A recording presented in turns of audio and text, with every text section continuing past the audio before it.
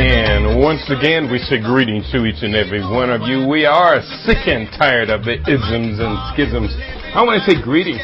My name is Keidi Awadu, a.k.a. the Conscious Rasta, and welcome to another round of culturally conscious communications here on the LIB Radio, LIB TV, and Living In Black.com network.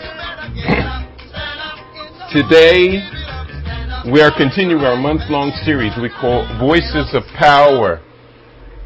And during the series of Voices of Power, and today's date is, of course, the 10th of September, the year 2015, in the Western calendar, 6256 in the Tibetan calendar, to which we've realigned our cultural clock. During this course, we have gone through the archives over the years of producing LIB Radio, culturally conscious communications, and I selected a list of what I thought were our most effective affecting voices of power, we call this month-long series, and to return all of these voices to LIB Radio, as many as possible during this month, so that we as a collective people can realize that we can get focused, that we do have impacting, effective, well-researched leadership out here. And these people speaking during this month, they are no joke. I take them very, very seriously. In our second hour, our weekly series, Mastering Monetization, will be here. As usual, Brother Damian Q sharing as he does. Let me give you the second hour definition, then we're going to get right to our first hour guest. Damian Q brings a weekly class and tutorial on entrepreneurship, business development, and economic success models. We call this ongoing series Mastering Monetization, and all business developers need to be in this classroom. Today's topic will be Monetize Now, the How to Make Money Guide for us 2015 and beyond. So that's going to be real serious. I always look forward to our conversations. Our first hour guest, let me tell you, it's really special for us to be able to have his presence with us. He is one of those very, very few people, but it's a growing number of people, especially people of African ascent, who have taken on the questioning and challenging the science that has brought us this modern day plague of HIV/AIDS. Real quickly, a bit of his bio. Dr. Damian Q. Laster, MSCD and Masters of Education, the Rainbow Warrior Conscious Doctor, is a systems buster and member of the Renegade Family of Light, an avid HIV dissenter and social justice advocate extraordinaire. Dr. Laster, also known by his spiritual name Kabir Amun Raketi, which translates to mean I am aware that the spirit of the hidden God lives in me as the Christ potential. That's awesome. He has a keen interest in ancient African Tibetan spirituality and alternative yet ancient healing modalities. He's an author, spiritual adept, awakener, teacher, healer, urban shaman, and metaphysician. He's got a wonderful educational background, but you know something? I want to reserve as much time as possible so that you can be able to communicate with our guests. Let us welcome, once again, the Conscious Doctor, Brother Damian Laster. Akwaba, welcome to you today, my brother. Akwaba, Keidi Awadu. I'm happy to be here this morning. I want to say good morning to all the gods and goddesses, kings and queens, the sons and daughters, children of the Most High. Amen. I want you to stay open-minded today and compassionate and hear the message that is coming, not only from me, but through me to you today. So, Keidi, thank you for having me. I'm just thrilled to be among the guests that I've heard. I listened to Dr. Banks, parts of Dr. Africa, and yesterday Tony Barter, and I am thrilled to be among those people. So thank you for having me today. Well, most certainly you have qualified yourself to be amongst these voices of power. I see you. It's a word a phrase I'm using more and more. The Zulu word is sawubona. I see you. And of course, as you are aware, this goes way beyond just using our eyes to acknowledge the presence of great people in our presence. And we're very grateful for that. Now, we've got a very powerful theme on the table today, the idea of challenging the legitimacy of the science that brought this pandemic called HIV and AIDS to the public. You and I, we know what's going on, but for someone else from the outside who may have never heard this dialogue, they may think you're crazy. Indeed, they do. I've experienced a lot of that. That goes with the territory, but that's all right because I'm the living proof of what I'm going to be sharing today. Mm-hmm. All right. Well, we have a lot to share. Continue. Yes. I'm happy to be here today to talk about a number of things, but most importantly, my book, the second book I've written on this subject. The latest is called There Is No HIV, The Rainbow Warrior, Exposing the Truth About HIV Antibody Testing, and then the Metaphysics of Self-Healing Through Chakra and Kundalini Awareness. And I think it's so important because let us not waffle about the idea that our people are under attack in every way. And one of the more important ways that has impacted us in the last 30 years is with this idea of some deadly sexually transmitted disease, which has never been proved to exist, but has been propagandized to hell and back, and people have fallen for a lie. Black families have been destroyed. People's lives have been destroyed. People are 6 feet under because they have been murdered with toxic drugs. And it is time to say no more. But I and Keidi, Dr. Banks, Dr. Valentine, Bobby Hemmett, Jewel Pookrum, Scott Whitaker, Jehuti Mayara, Layla Africa, we cannot do it alone. We have been out there on the front lines exposing the truth about this tragedy, and people are slowly waking up, but it is time to put it in full throttle by joining in with us. First of all, by educating yourselves to the issue, and then going out and talking to people about it. We cannot wait on some being from the sky to come and save our people. We have to do it by educating ourselves and then sharing the message with our people. Keidi, did you want to come in and say something at this point, or do I need to just keep going? Well, we will do some interactivity, and I'm glad that you did mention these names who have stood up against this. Names like Queen Afua, Curtis Cause, Dr. Paul Goss, Dr. Sabi, and others have been on the front line with us and the ones you mentioned for quite some time. Now, when our collective community weighs the body of evidence that come from our own highly acknowledged, well-skilled health and nutrition and living researchers, we have good reason to say, hey, listen, I can go with this team. Yet, as you very well know, the propaganda coming from the medical pharmaceutical drug establishment, coming from government agencies on the federal, state, and local levels, coming from for-profit corporations, from non-governmental organizations, non-profit organizations, propaganda coming from out of the churches, and propaganda from them cousins, friends, aunts, and uncles, and other people in our immediate realm who don't know anything about any biological science associated with this, but they just know one thing: you better put a condom on it, because that HIV is going to kill you. Yes. So this propaganda machine that we're up against really has to be weighed against. Now, give the audience good information about your central areas of activity and engagement on this topic and beyond, which build power for the individual, the community, and the whole world at large. Well, what I do is whatever I can within my means. And what I have done is written a book.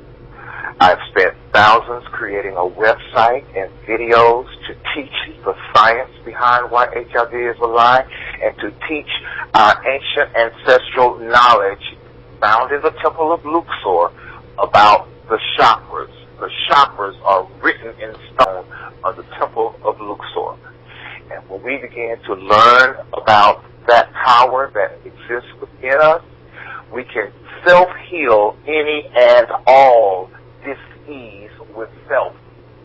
Disease is dis-ease with self. Lots of people don't want to acknowledge that. We want to blame it on everything but self. So my work is about consciousness, how awareness, how your knowing that you are one with God literally means that you cannot be sick when you are living in that awareness. But if you do experience a physical symptom that reveals that you are at dis-ease with yourself, you can realign your consciousness. You can eat properly. You can exercise moderately. You can do all those things that are available to reestablish your energetic connection to the Most High God and heal your body by yourself. You don't need a doctor. You don't need prescribed medication. You don't need anything but you and yourself. When you realize that it is you who created your illnesses and it is you who can heal them. You may have to learn to be more forgiving. You may have to realize that the person in your life that you think you hate is reflecting something back to you to teach you more about yourself, some part of yourself that you have been in denial about. But when you make that necessary shift in conscience and choose to change who you are and becoming the Christ in your own life, rather than waiting on someone outside of you to come and save you, you can become that and re-energize your body. Your body will naturally follow along and heal itself. The body does not lie. It cannot lie. So we need to learn about meditation and relaxation and going within and seeing what's going on inside ourselves. My next book that's coming out is going to be called Kundalini Me.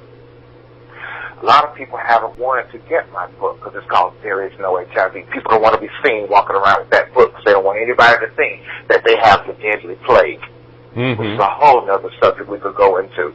But that book is replete with positive information about how you can self-heal any disease, such as HIV. That's right. And so when it comes down to it, I was going to say, when it comes down to it, with a much greater understanding of what this phenomena called HIV is really about, then people will understand you're really, by the time you're diagnosed as HIV, you're just out of synchronization with health, period.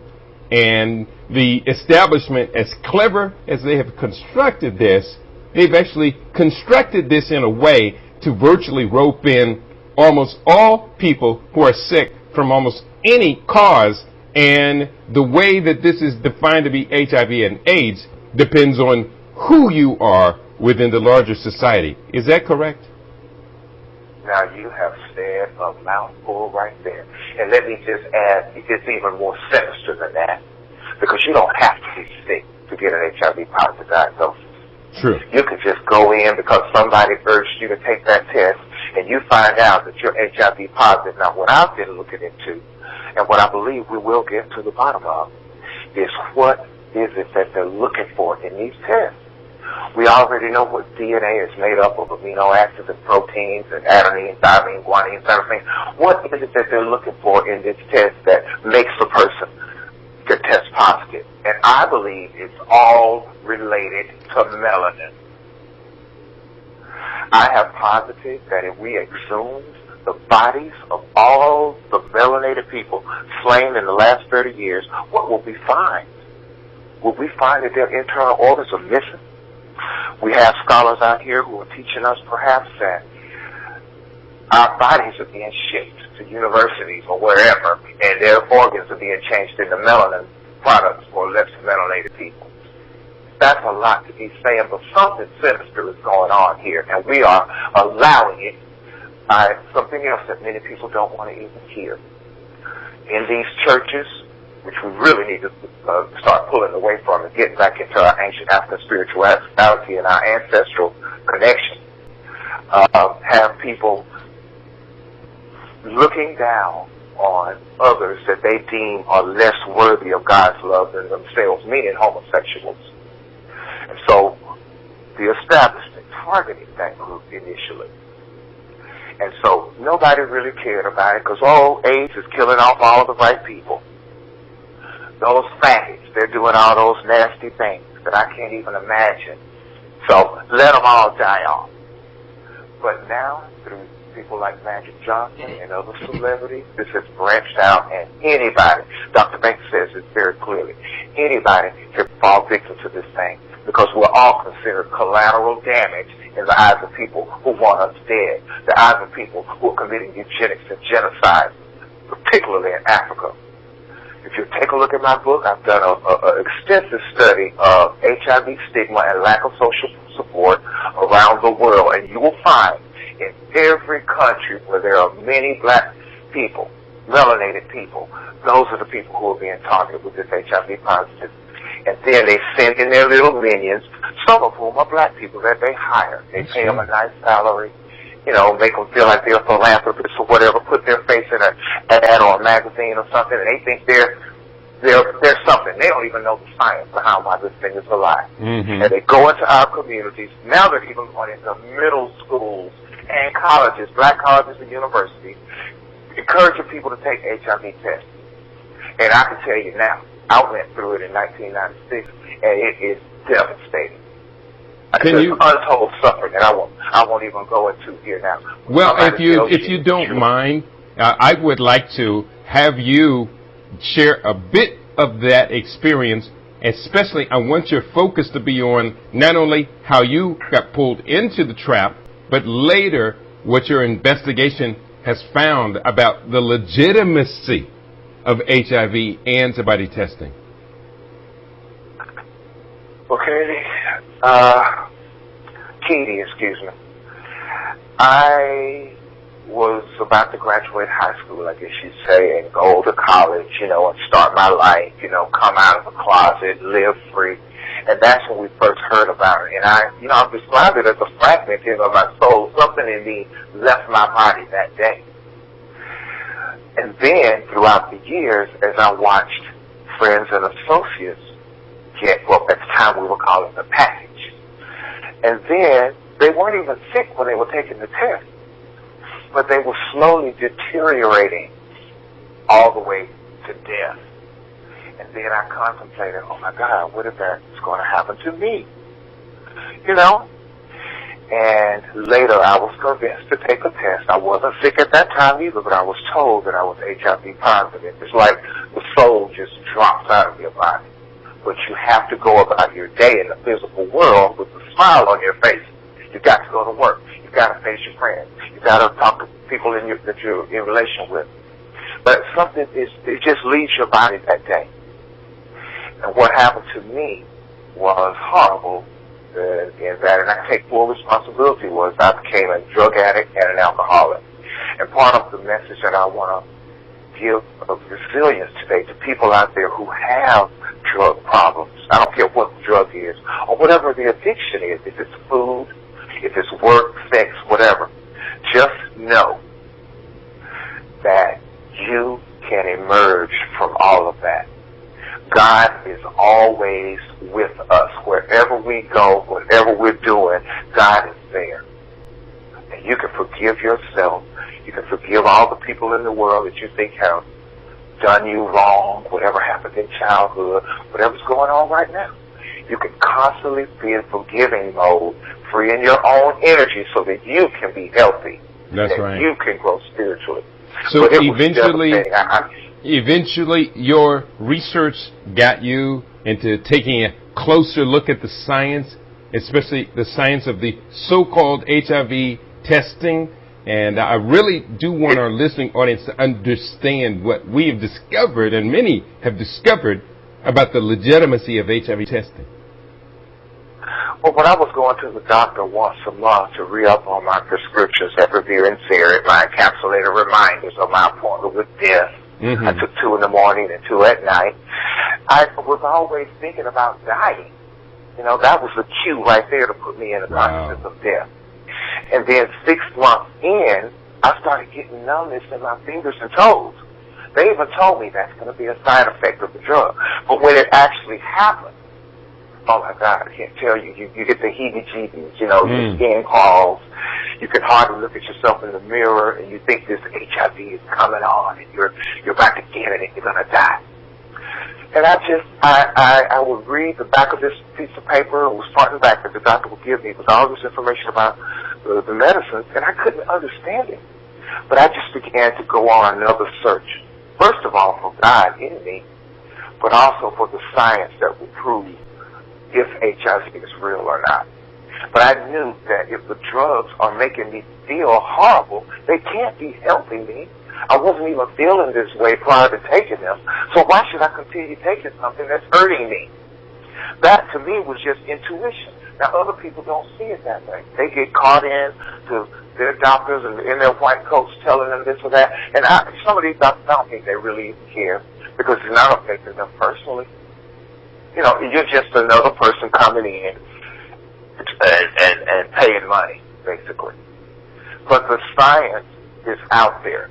Elaine Papadopoulos, Crystal Meyer, Peter Duesberg, and all of our black scholars, including Dr. Jewel Pookrum and Dr. Nancy Turner Banks, and all the ones we named earlier, have all shown that this so-called virus was never properly isolated by methods of classical virology, nor purified. It doesn't even exist. The entire thing, in my view, is a propaganda campaign. But the way that they can keep people believing in it is to keep us divided by separating us based on our sexuality or our skin color or any other means that they can, providing all sides of the information. Maybe AIDS came from apes, you know. Maybe it came from monkeys. You know, all of it, which is ludicrous. There's never been any science to prove that, but people don't look into things on their own. They just believe it when it's coming through the television, the television. That's right. People need to turn off that television. Stop listening to anybody that tells you not to love yourself, that you are not worthy of love, because you are. And once you do that and educate yourself, nobody can tell you anything. And that's what I did. I didn't look back. And that was 18 years ago, Keidi. I hadn't been back to no doctor checking my T-cell and my viral load and all these other terms that these scientists who are making millions of dollars so-called studying this thing, been coming up with something that they can put out there and fill up their scientific journals with. None of it which impacts the lives of people like me who would be dead had I not made a decision to say no to bullshit a long time ago. Yeah. And I haven't looked back. And I am the living proof. I'm standing here, you know, with all the other issues in life can bring. I'm still here, healthy. Because I didn't buy into it anymore. And people need to stop buying into bullshit. Just stop. That's it's right. Just that simple. Right. Now, we do on LIB Radio try and control the expletive deleted as much as possible. But I apologize. Well, no need to apologize, because the fact of the matter is, it's outrageous what has been perpetuated. It is. You were supposed to be dead more than 10 years ago. Yes. And I would be had I continued to take those drugs. I would be dead. Yeah. Now, I want to take this to empowering of everyone, because your story is fantastic. Yeah. Now, I still do want to kind of complete this thought. What have you discovered about the reliability of HIV testing?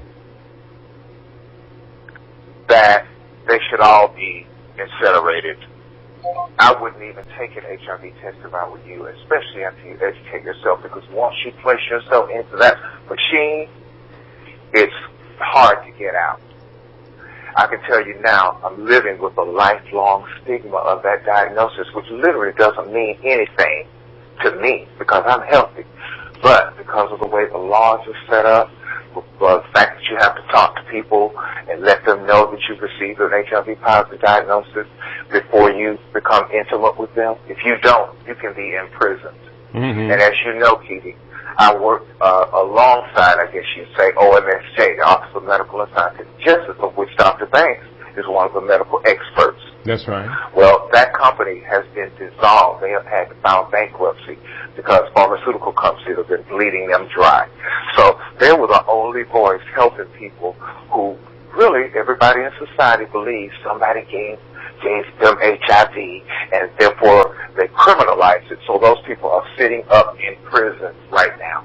But the fact is that the Office of Medical Scientific Justice has resulted in a lot of these convictions of people for HIV-related activity, has reversed a number of their convictions. Yes, they have. 53 cases to date, to my last knowledge. And it was the only source of hope that was out there, really. You know, Clark Baker and Dr. Banks and other members of the expert team. I actually went to Atlanta into Clayton County at the trial where Clark, what the guy's name was, I can't think of it right now. But I went there so I could be in court and see what was going on. And I'm telling you, all the medical experts, although they were presenting to a jury of mostly black women who were out to get this man, the science behind why it was all crap came out, and they still convicted that gentleman of attempted murder or whatever. He's sitting in prison now for 20 years for 2 counts. And I think that's just horrible. But the point is that our people are living in such fear of sex and intimacy. They learn in church that you don't have sex outside of marriage. You know, if somebody were to sleep with 2 people in a week, all of a sudden they're a whore and they take on that consciousness. You know, there's so much fear around sexual activity, and sexual energy, Kundalini energy, is the most powerful energy on the planet, I believe. And the elite know that we are about to rise back to our high state of spiritual being, and they are trying to sublimate those energies to the lower chakras, is what I believe. Yeah. Well, and we just got to become educated, because it may sound like it's over your head or whatever, but all you got to do is Google Kundalini, Google the chakras, you Google the Luxor, and just begin learning. Go to my website in the Rainbow Warrior Companion. All the science is right there, including Keidi, including all the other black scholars I mentioned, including the videos, including the articles. It's all there. Study it yourself. This should mean something to you, because your family, your daughter, your son, your husband, your aunt, your uncle, all those people that you know who have been murdered could have been saved. And going forward, we need to save those people by educating ourselves and educating others. So the time is now. We cannot wait anymore. Yeah, because the problem with waiting is that we lose families. Every time a woman is diagnosed with this disorder, then she is taken out of the pool of women that are critically necessary for any society or group within a society. Must have childbearing age women to produce 2 or more children, or else our people fade away and disappear because of collapsed demographics. That's just fact. And the fact of the matter is, within American society, no other women as a class have been not diagnosed, but been really painted, cursed with this HIV/AIDS diagnosis, have been cursed, as has been the African American woman. And in actuality, if you consider the science of how this diagnosis is supposed to work and how this pandemic is supposed to spread, it makes no logical sense. At one point, my research showed that the highest likelihood, because there was no hard research, despite the fact that media was saying that there was. Others came out and said, no, don't use my research to verify what you assume to be true, because my research is not that. There was no hard research on the quote-unquote men on the down low phenomena infecting these women. There was no hard research on the men coming out of prison infecting these women. But when we saw the highest concentration of men who have sex with men in Atlanta, but the highest number of women diagnosed as HIV infected in Buffalo, we had to ask the question, how did they get together? Where's the trail of them getting together? And the trail did not exist. That should have been a red flag right there. Yeah, the trail did not exist. And so there was a logic leap that was unsupported by any data at all. But unfortunately, as you know, Brother Damian, you don't need data. You just need billboards and celebrity endorsements for black people. Right. And commercials and ads in publications. That's right. That's all you need. We are under complete mind control. And people have just stopped thinking critically about anything. They just kind of go with whatever. So, I hate when people say, I said, well, why don't you turn off your television? Mm-hmm. And they said, well, no, I just want to know what's going on. I want to know what's going on in my community. Well, you're not learning what's really going on in your community. You're learning what they want you to know so that they can manipulate your thoughts about whatever it is. That's right. And you don't even stop to think critically about it until sometimes when it involves you, like I had to do. I was forced to do that. Thank God I'm the kind of person that would do that so that I could save myself. That's going right. from church to church looking for Jesus to do it wasn't happening. A couple of comments. But there is no science. I'm sorry. There is no science, you say? There's no science to prove the existence of HIV. There's just a whole bunch of propaganda about it. Yeah. If it was science to prove it, why haven't we seen it under the microscope? Why don't they prove it the way they prove all other viruses? And it's just not there. And the so-called science to prove this is not good science, because from the very beginning of this, some of the world's top scientists in the field of virology, retrovirology, and molecular biology, some of the top scientists in the field said this is not good science. It's not replicable. And you know what? Their jobs, their careers were, their reputations were diminished. And they lost their funding. Backed off into they lost their funding. And so they kind of went away. They did the best they could. But people are afraid because we all have bills to pay. We all want to eat. We have survival needs. And so nobody wants to step out to the front and state clearly, HIV does not exist. There is no science to prove its existence. And that's the simple truth. And when one of the most qualified medical scientists, practicing physicians, and really, I think, one of the great scientific investigative minds of our generation comes out with one of the critical books that can stand up to anyone's critique and scrutiny, and that is Dr. Nancy Turner Banks and her books, AIDS, Opium, Diamonds, and Empire, The Deadly Greed, or The Deadly Virus of International Greed. When her book comes out and her voice comes out, she's driven into exile. Oh, yeah, she's moved out of the country as far as I could call. Costa Rica or somewhere.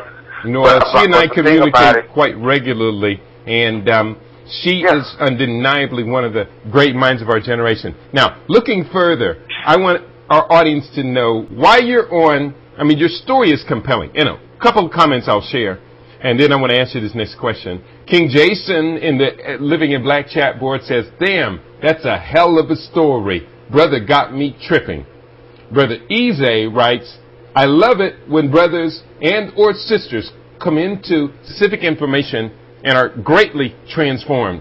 They become possessed to get the information out to all that have ears to receive." And he writes further, "Everyone needs to view the documentary film, The House of Numbers." You're familiar with that film? Yes, I am.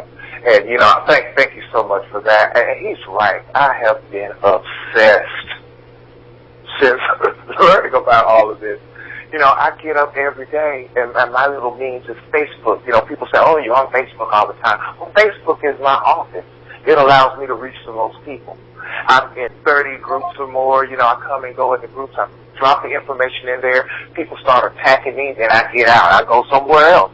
I plant seeds wherever I can, even if it's in a corner grocery store. Because you become obsessed because you know that people are living a lie. And that it could kill them. It kills their family members. And so, yeah, I am out there telling the story. I'm going to tell it to my last breath. That's right. That's right. And for those of you for those of you just joining the conversation, our guest is Brother Damian Laster. He is the Conscious Doctor, and we are talking today about how we can come to a whole new understanding about our health by disconnecting ourselves from this matrix and reconnecting ourselves to the vital forces of life. And that's very, very serious. Our focus is starting off on HIV and AIDS, but obviously goes way, way beyond that false paradigm. If you want to talk with our guests, do give us a call.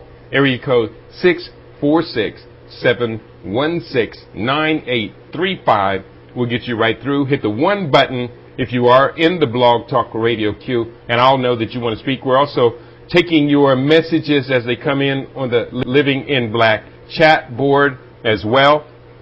Another question or comment from King Jason. He says, the only proof or numbers they need are in the paychecks given to all the black women they pay to teach AIDS prevention. Sisters be getting them gigs. Boy, you know, I've commented on this over the years, that virtually every black woman who graduates from college with a degree in the biosciences or a degree in public health, all can be drafted into various government-sponsored programs that ultimately limit fertility. And isn't HIV advocacy one of these fields where their work actually results in lower birth rates to the larger group? Wow, that is so powerful. That is so true. You know, I actually credit my college for teaching me about critical thinking, which later in my life helped me save my own life when I looked into this thing a little bit deeper. Mm-hmm. But when I moved back to this town, I went over to my school. It still has just a few black students, and the Black Student Union was getting ready for their year's month celebrations. And part of that I learned was that some AIDS organization was coming onto the campus and encouraging HIV testing among the black students. And I went off. That day, I gathered all my pamphlets and whatnot, and I went over to the school and went in there, and of course it was a black woman, a young black woman, college graduate, and a white guy who had all the materials laid out on the table and were waiting on the students to arrive. And here I was standing there wanting to counter everything that they were about to say. Wow. And the officials from my school where I graduated, that I respected, asked me to leave my own campus. I couldn't even believe it. Yeah. So, it happened to me before. I've been thrown off campus for this. Yes, I agree. Yeah, thrown off campus. I couldn't even believe it. The place that really taught me to think critically now doesn't want me to demonstrate it because of whatever financial obligation they have with this organization that's coming into the school and basically targeting black people for destruction, the way I see it. And so it's challenging, you know. There are a number of people, I won't even name them because it's not my intention to point fingers, but just to get people to think. If you've got some little job and you're going out teaching people about what you think you know HIV to be, please go research on your own and realize that what you're doing is part of a problem. Do you want to be held accountable and responsible for harming your own people? Guys of philanthropy? You need to go and educate yourself and then take the other side. Stop being afraid. Stop thinking you're not going to be able to pay your bills. I haven't gone homeless yet. I mean, I'd be living the life I thought I was going to live. Keidi, I heard you talking yesterday about some of the things after the show. Mm-hmm. And, you know, you really touched me so deeply with all of that. When you talked about the rejection from your own family and how you question whether what you're doing is making a difference. Well, just know that you are. I just got another message, which I get them all the time, from all over the world. Mm-hmm. People thanking me for what I do, saying how I've gotten them to see things in a different way. They looked into it on their own. Some of them stopped taking their drugs. Some of them are completely healthy again, and they're in their communities doing what I'm urging you all to do today. That's right. Stop being afraid and realize that during these times, our ancestors have got our back, and they are thrills when we are waking up and doing the right thing. That's rather right. than cowering to some perceived threat, because nothing can harm us. Do you mind if we take our first phone call for the show today, Brother Damian? No, I'd love to. Caller, welcome to LIB Radio. Do give us your name. Where are you calling from? Brother Keidi, can you hear me? I can hear you just fine. This is Brother Ize from Baltimore, Tubman City. Brother Ize, always great to hear from you. You're on with the Conscious Doctor, Brother Damian. Conscious Doctor, yes. I just had a quick question. So, what is your thoughts or your feelings regarding Magic Johnson and him, supposedly coming out with HIV? I mean, what do you think the whole, I guess, motive was behind Magic Johnson's, public display of him supposedly being HIV infected? Just curious. Well, when Margaret Headley stood there with Robert Gallo and announced to the world that they had found the probable cause of AIDS, which was HIV, her voice was trembling. She could hardly even get it out. And I believe the reason for that, for her laryngitis, what Keidi knows, I talk about consciousness, how it creates our diseases, is the inability to speak up to authority. I believe that woman knew that something wasn't right about what she was being forced to do as a spokesperson for Health and Human Services in this country. Mm-hmm. And her throat chakra, which is the center of expression for truth, divine truth, she couldn't get it out. But after that, we saw them. What better person to recruit than somebody that everybody knows who's a sports hero, and all of a sudden he's got HIV. If you look at Magic Johnson, I've got a picture of him sitting next to a pool, overweight, looking like some greedy monster. I can tell you that he's lived all these years, and I bet he's not taking any toxic medication, because you can't do that and be healthy. Those bloods block the synthesis of DNA at the mitochondrial level. And when you get that high and there's so many millions of trillions of dollars that are being generated, who knows what kind of threats he may be under. Nobody really knows all of that. But my thing is, he, after all these years, after going around the world and being a spokesperson for HIV and giving out people, to me, he's a complete sellout. That's the way I look at it. Him and anybody else that doesn't learn the truth about this thing and go out there and tell it and stop allowing the destruction of our people. That's the way I see it. There's no excuse. There's no way of backing out of that. And so I don't think he's taking any drugs. I don't think he really cares. Some people, money is their main motivator. But I'm not one of those people. Mm-hmm. And many of us out here don't care about those kinds of things. Yeah, but so what do you think about it? I'd like to hear his opinion about what he thinks about Magic Johnson. Brother Ize? Yeah. So, of course, when I first heard about it, I wasn't consciously aware that there was a different side of HIV and AIDS, so I wasn't aware until I started reading books by, Curtis Cause, so I started listening to Keidi, and also Dr. Bankston, and and I became aware that that there's a different side to this thing that we know as HIV, and so but initially, I thought the guy had HIV because I didn't know any better. It wasn't until I came into the house I began to question it. Right, and then the way that affected you, it affected all people. He was a vehicle through which they extended the fear to the masses. And everybody withdrew from sex. Married women were probably glad because it might keep their husbands from cheating on them. Mothers and fathers may have been glad because everybody could scare their children and, not having premature sex. All those things were generated, which basically, in the end, created division amongst our people, especially the ones that were being diagnosed with this thing. They were ostracized and pushed out of the community. Many of them ended up homeless on the street, just trying to make sense of all this delusion. But he was a vehicle that was used to advance that. And not just him, other celebrities. None of whom have testified for HIV, but they're usually, like I say, waning celebrities. You know, they may have been on a show in the 80s, you know, and now they get a chance to, you know, work for a cause of HIV or whatever. Not just black, but white, all races of people.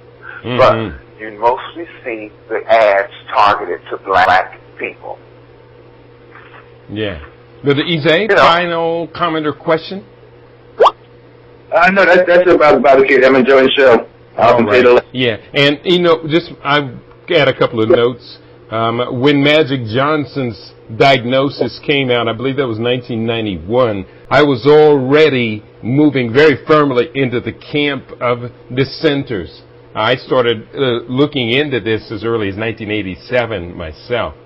And I remember putting together a large package of information and mailing it to Magic Johnson immediately, later to encounter several other people who said that they did the same thing. So I'm pretty well convinced that early on, Magic Johnson got an alternative perspective on this. He claims that he took the HIV chemotherapies for some time, and then, of course, later emerges as a spokesperson for the pharmaceuticals.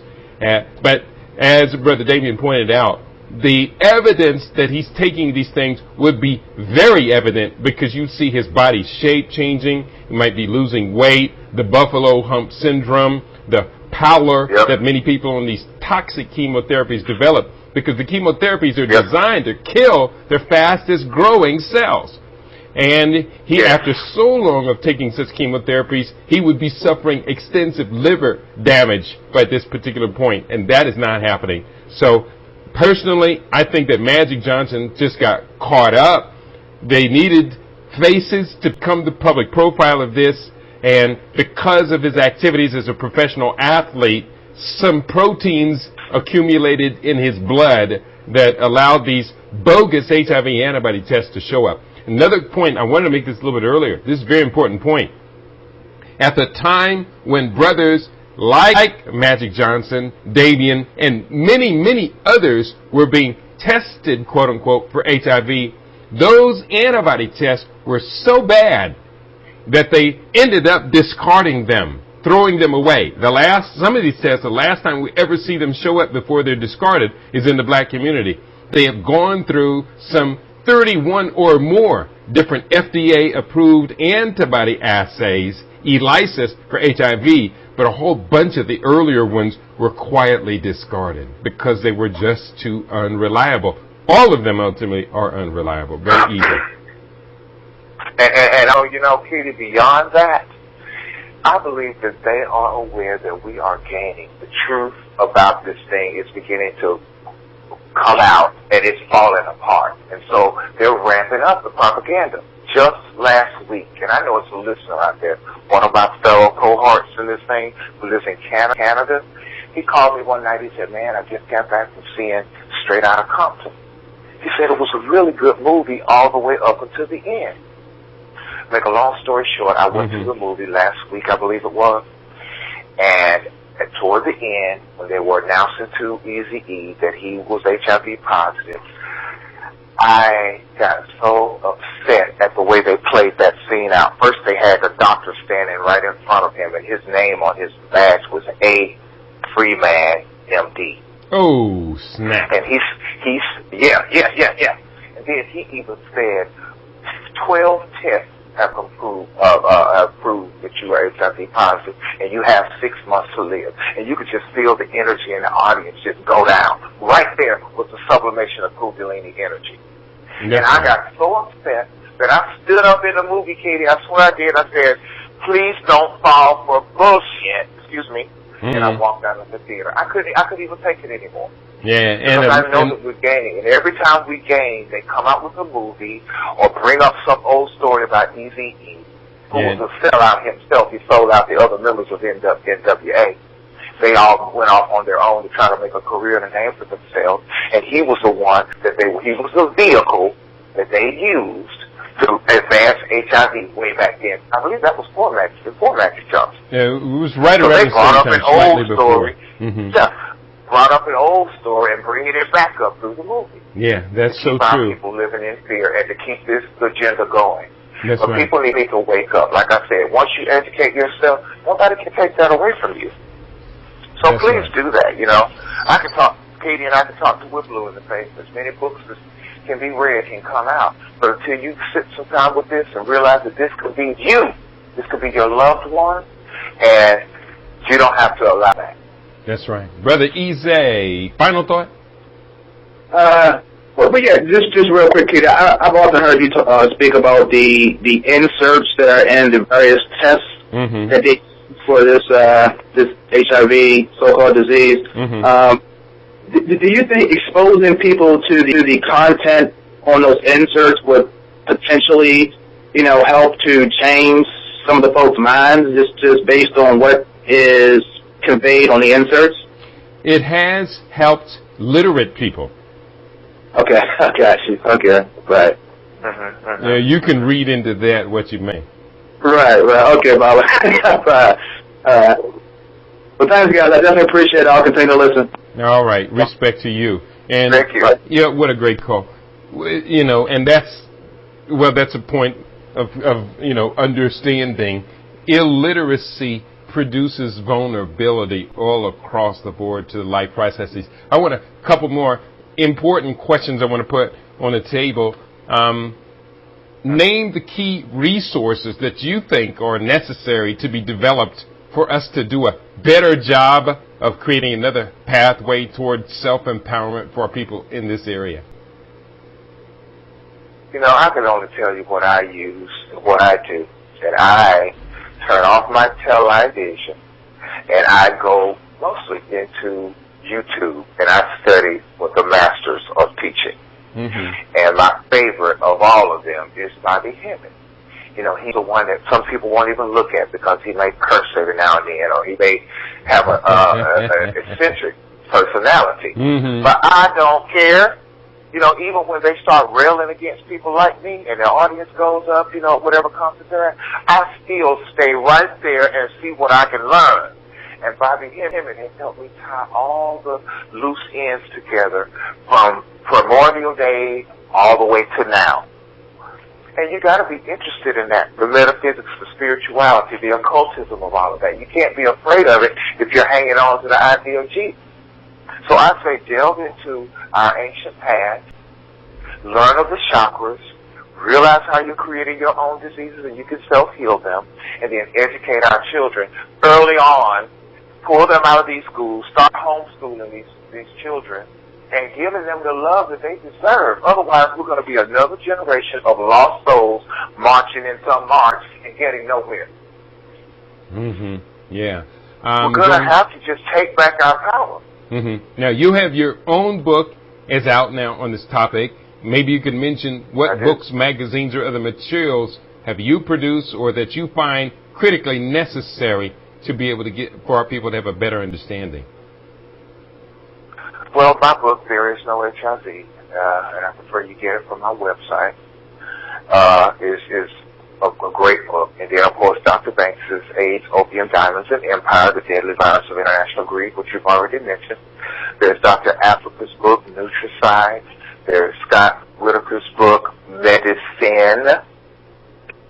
And many other books by white authors out about it. All you have to do is Google it and let your spirit guide you. I don't like to tell people what to do about their illnesses, about anything. I point them in the direction of the resources, and then they can study it on their own and allow their spirit to guide them to the truth. You don't have to get it from the pastor. You don't have to get it from me. You don't have to get it from anybody else but your own soul by looking into it, doing the research for yourself. You owe yourself back. Not your doctor, not your pastor. But the information is out there, so look into it. There are many videos, House of Numbers, AIDS, Fact or Fiction. Go to my website, go into the Rainbow Warrior Companion, and just click. While you're cleaning up around the house, have it playing in the background, and listen. Excellent. It's not rocket science. Well, there is as much science as you can handle in it, but the entry point is really quite simple. I've often quoted the the line from Stevie Wonder's song, Superstition. When you believe in things that you don't understand, then you suffer. Superstition ain't your way. It's a very simple phrase that all of us know very, very well. When you believe in things that you don't understand, then you suffer. King Jason wrote, a friend of mine was diagnosed as positive. I'm assuming that meaning HIV positive, which is a negative diagnosis. After going to the hospital for what he described as feeling like his heart was jumping out of his chest. That sounds like arrhythmia. He talked to a naturopath and was told to take magnesium. He did, and took Dr. Sebi's herbal formula. A year later, he retested for life insurance and is clear. And isn't this true, Brother Damian? A number of people do retest after learning about lifestyle factors for dis-ease disorder and the presence of hypergammaglobulinemia, too much white blood cell material floating around your blood, which is what reacts on these tests. Well, you know, I have never been one to get on the bandwagon of, okay, you're positive now, you go do X, Y, and Z, and you go back and take a test, and all of a sudden you're negative. To me, that only shows the inconsistency of the testing.